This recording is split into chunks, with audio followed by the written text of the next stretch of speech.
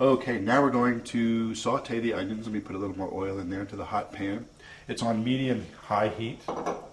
And wait till the oil is hot. And let's see, is it hot enough? Yep, you hear that sizzle? That means the oil's heating up. And we want to let these onions wilt and just get a little brown. We're not looking for caramelized onions here. We just want them to wilt and just start to be turning brown so that they're cooked, so that they'll be fully cooked then by the time we put them in the soup.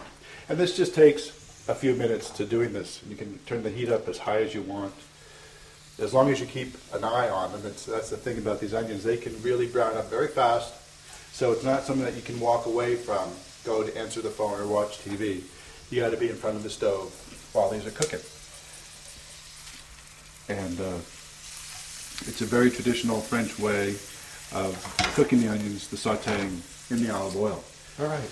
So you see these are cooking up really fast. We want them to wilt and just begin to brown. Not necessarily golden. We're not, like I said, no caramelized onions in your soup. Just a delicious wilted onion. And these are looking great. These are looking great. I'm going to let them cook a few more minutes. Okay, so we'll be right back. Keep clicking.